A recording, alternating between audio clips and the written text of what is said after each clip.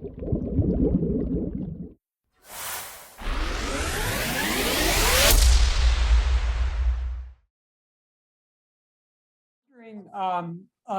Catchings gave a pretty inspiring speech yesterday at the Hall of Fame. I wonder if you happen to catch any of that, or if you just have any thoughts on her induction.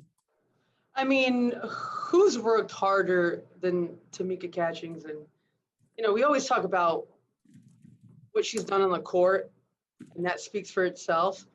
But I think more than anything, what she's been able to do off the court. I always say I admire people who do, so much work in the community, and, what she's been able to do there in Indiana and what she's brought to that franchise. It speaks volumes of what kind of person she is. And I just have so much admiration for Catch. We battled summer after summer in the WNBA, and then finally when we got to play on the Olympic teams together, it was, it was a breath of fresh air, because you got to compete with her and you got to feed off her energy and her competitiveness and how hard she played. She's just one of a kind, and no one deserves to be named a Hall of Famer more than Catch. Next up, we have Alex Simon with the next, followed by Carl.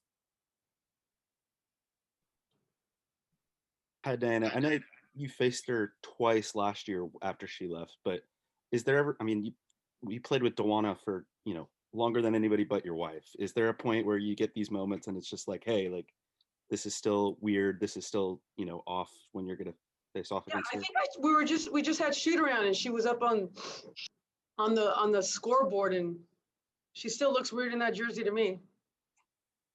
Does that, I guess, you've developed quite the reputation for being a talker, but does that kind of come even harder when it's somebody that you know so well, so she knows you so well, so she won't take it personally, but you want to have that happen? I'll always have a spot for DB in my heart. We spent 10 years together on the same team. We won 2 championships together. We've gone through ups and downs.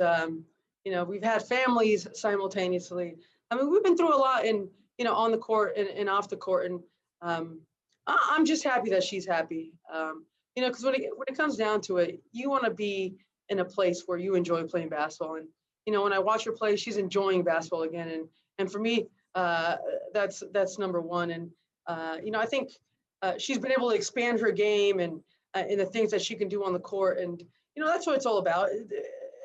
When you get into your career and the years start adding up, there's sometimes different things that you need and then you want as a career. So DB is always going to be a part of, the Phoenix family. She spent 10 years of hard work, of winning championships, of really entrenched herself in the community. So, we love DB. We always will.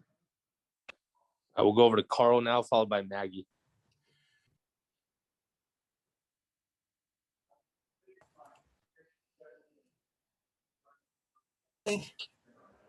Oh, go ahead, Carl. Okay. Hey, Diana, Carl Adamek, how are you? Hey, Carl. When you make a game-winning shot like you did the other night, people ask me, when is she going to retire? It's moments like that I keep you going until you physically can. What's it like to still be able to do that? And do the shots that you make in those situations stay with you longer than the ones you miss? No, I'm still complaining about the 2 free throws I missed, the little layup I missed, the long cross-court pass that I threw to Skylar and Crystal picked off.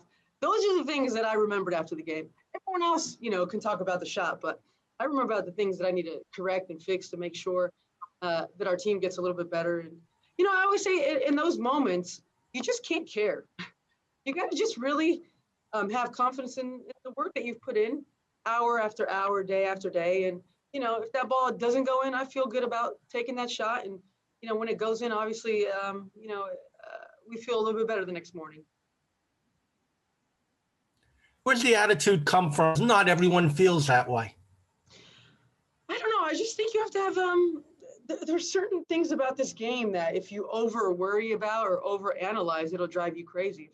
So for as passionate as I am about the game and how it consumes pretty much every minute of my day. When the game starts, all that kind of goes away. I just feel like, you just play and you let the game dictate what happens throughout those 40 minutes. So it's kind of, a catch-22 when it comes to basketball. And then once the game starts, you really have to put all those worries and all those, moments kind of aside and just get, just let yourself get lost in those 40 minutes. All right, we'll kick it over to Maggie, followed by Landon Buford.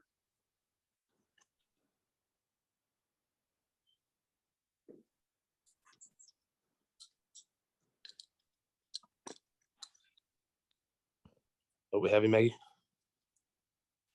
Can you hear me now? Yeah. Okay, cool. Sorry, I was kept going in and out. What's it like to have 3 other UConn grads on the team this year? I know you have Kia and Megan jumping in this season. I mean, do you guys ever swap stories? Is it just kind of nice to know they came up the same way you came up?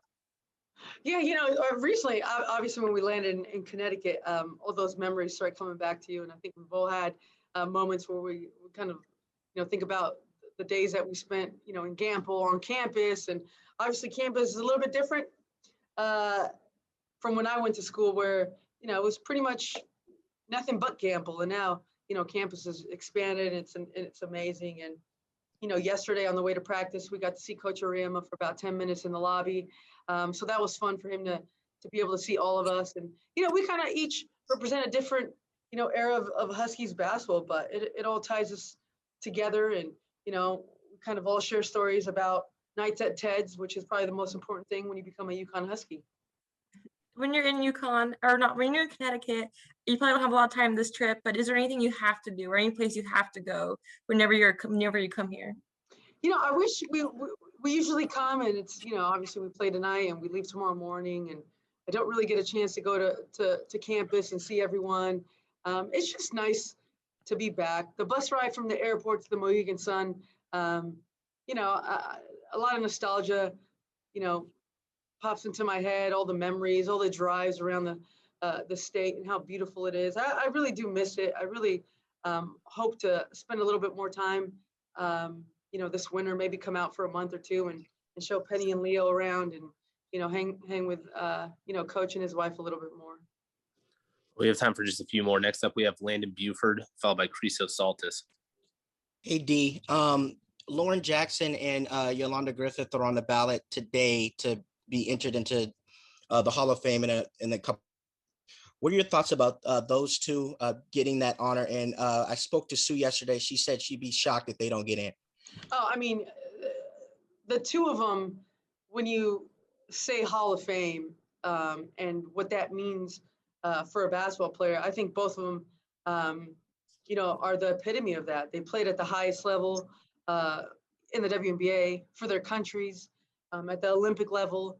When you talk about two of the most dominant post players to ever play, and two very, very different styles, that's Yo and LJ. So I would be shocked if they're not, first ballot Hall of Famers.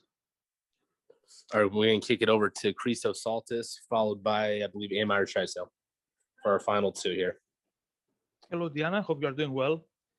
From your perspective, is it a good sign for you that starting your 17th season in WNBA with a game-winning shot in the season debut game, and also how you imagine you're inducted to the Hall of Fame?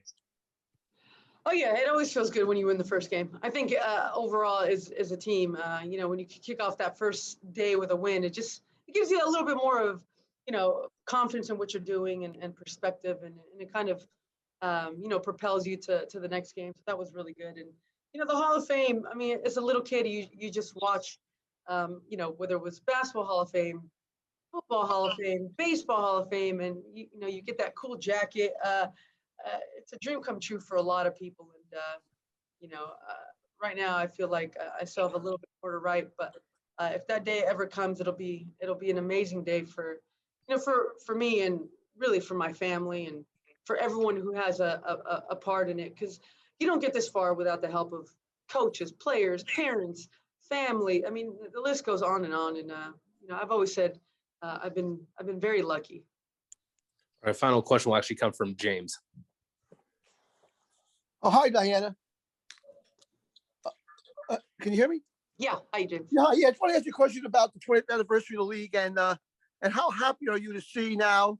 Here you are, the face of the league, and here I see that this year there seems to be the most TV coverage ever.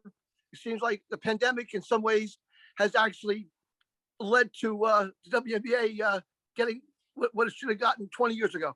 Right. First of all, I want to thank the people who were there from day one, and that can't be overlooked.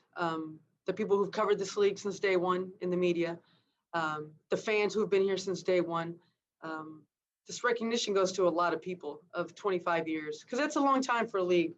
Especially, I think we've faced some difficulties that unfairly have been put on us.